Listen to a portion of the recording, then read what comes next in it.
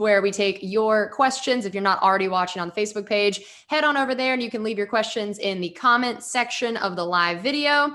And of course, since we had our last one of these, we signed Ryan Griffin. So it was kind of funny that we'd had questions recently about the backup quarterback situation, and your answer had been, we don't have any, because technically they hadn't been re-signed yet. So at least now we do know there is technically a backup quarterback on the roster. So tell me about this re-signing, what this could mean, and what we know about what this means overall: quarterback, draft, roster, all of that stuff.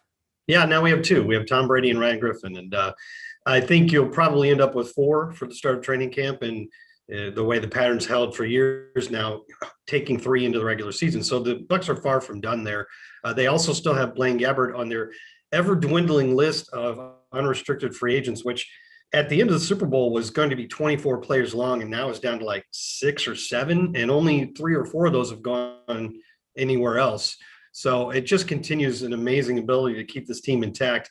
And Ryan Griffin, he's only thrown 4 passes in the regular season. That's part of the story. It's kind of amazing that it's worked out that way. It's not an indictment. It just means when he was the second guy, the first guy always stayed healthy. And, 2 years ago in 2019, Blaine Gabbert hurt his shoulder in the preseason, ended up on injured reserve, and Ryan Griffin was your number 2. And, Jameis Winston just played every snap just about. And then last year, Blaine Gabbert was healthy, so Ryan Griffin was the 3. And when we were torching the Lions at halftime and they pulled Tom Brady, it was Blaine that got to play. So Ryan obviously knows the system very well. He's got 2 years now under his belt in Bruce Arians' offense.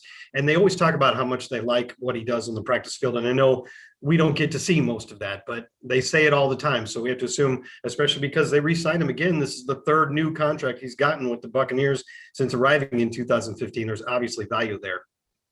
And then, of course, the questions that we've been answering the last however many weeks is when you talk about how dwindling the list of free agents is, Antonio Brown, still one of those names on that list. What are the chances that he gets re-signed? What would it mean either way? And maybe just overall what the wide receiver room looks like with him and without him, and the order of who would be considered maybe that 3rd, 4th wide receiver on the team. Well, as this goes on longer and longer, you start to get the feeling that maybe Antonio Brown won't be back. It certainly could still happen. And obviously there must be some disagreement on how much it would take for that to happen. And I guess one side or the other would have to change their mind on that. But the longer it goes on, you have to confront the reality that he might be the one guy that was kind of a significant contributor to the team last year that isn't back. And if you only lose one, you have to be pretty happy about that. As for the receiving core, obviously it starts off with one of the best pairs in the league in Mike Evans and Chris Godwin. And Antonio Brown, when he was here, and healthy, he was basically the number 3 receiver most of the time. So that's what you're talking about. The guy that comes in, Chris Godwin usually goes into the slot. This guy would play on the outside. Scotty Miller and Tyler Johnson are the 2 obvious guys to pick up more playing time. And, there's reason to be excited about that. We saw that Scotty Miller can make big plays at big moments too. And Tyler Johnson, his catches were here and there because he just didn't get a ton of playing time, but he made some big plays. And I'm sure the Bucs would like to see more out of both of those guys. So it's not like the cupboard's bare there at all, but it also does open up the possibility when you talk about the draft of the Bucs being able to go in any direction they want, that receiver maybe becomes something you think about a little bit more. Yeah. And I know that sometimes some of the wide receiver group can be used in the return game. And we had a couple people asking what our return situation could look like this year. And if that would be something that the team would go after in the draft, that would that be a factor in, maybe not your 1st round pick, but one of your middle round picks of taking a guy that could serve in a return role as compared to a guy who couldn't? Well, I hope it would. I would like to see that happen.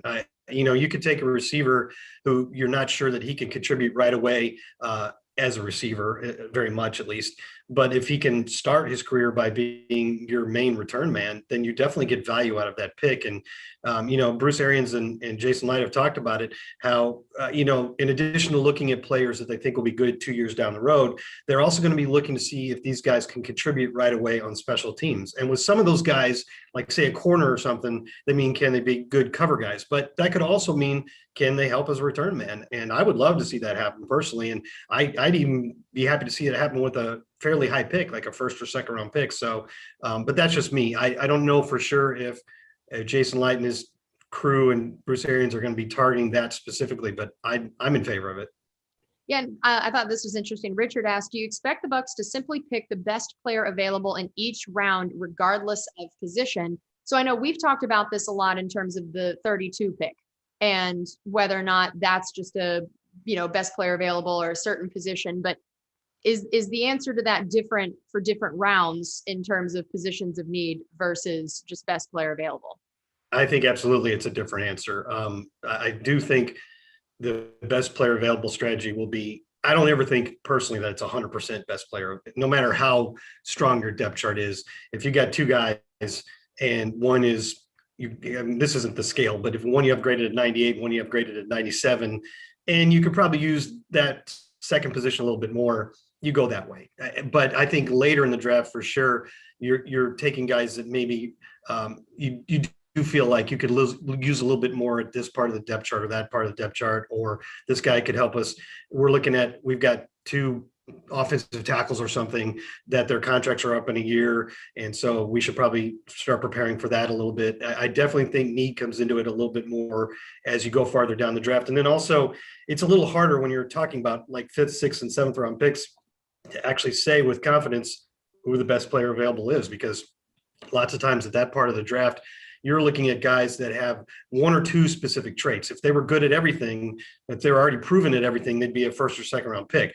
But, like let's take Scotty Miller. I mean, 6th round pick a couple of years ago, and he was fast. I mean, he was really, really fast. He's not a big guy, so he's not going in the 1st round. And he was from a fairly small school and not really a well-known prospect, but he was fast. And the Buccaneers thought that, and quick, sharp cuts and so on. The Buccaneers thought something could come of that, and it has. And I think that's what you're looking at a lot of times in the later rounds.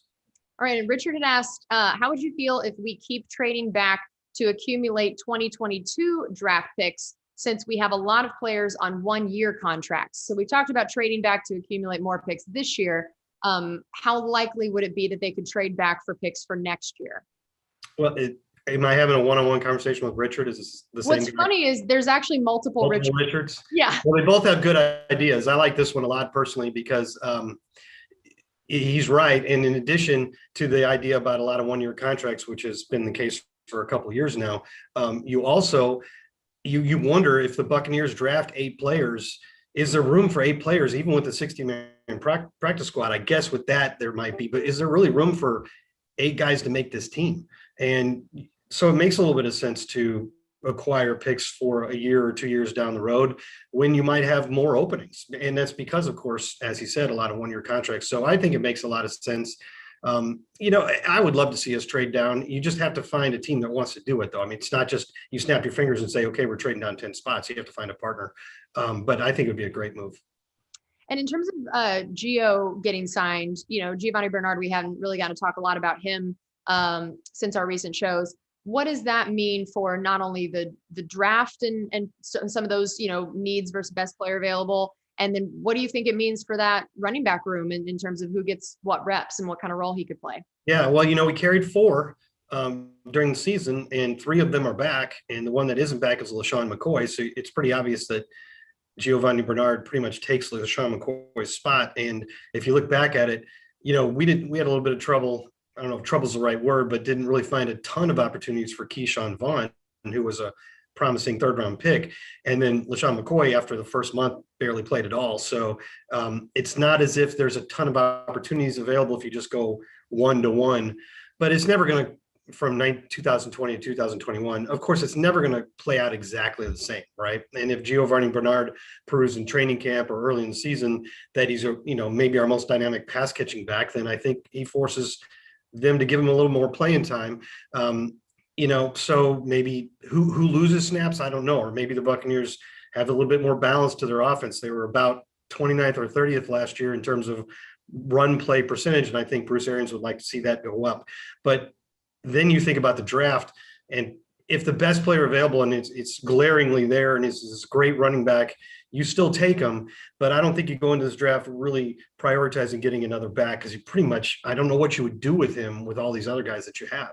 Right. Yeah. So Matthew asked, what is one position where the depth is thin? So we're just talking about, we got all these running backs. So on the other side of things, is there a position that you if you had to pick one, because we obviously know at this point, when you win a Super Bowl, theoretically, you got a pretty good roster there, especially when you brought this many guys back. But if you had to pick one that the depth was a little bit less, what would you say? Yeah, your second part of that was true because you can win a Super Bowl but lose 3 or 4 guys to free agency.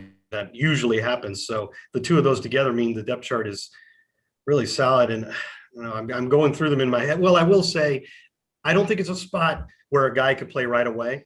But the Bucs inside linebacker position is pretty thin, and it was really all during last season. Fortunately, the depth didn't become needed, but you have that amazing duo of Levante David and Devin White, and then all you have otherwise right now is Kevin Minter. So, they could bring back Jack Sitchie or Dayon Buchanan, but even then, I'm not sure you think you got a guy for the long term. So the depth there isn't great, but I don't know if that's a first round pick because I don't think that guy would get on the field for a few years if you're only playing 2 of them.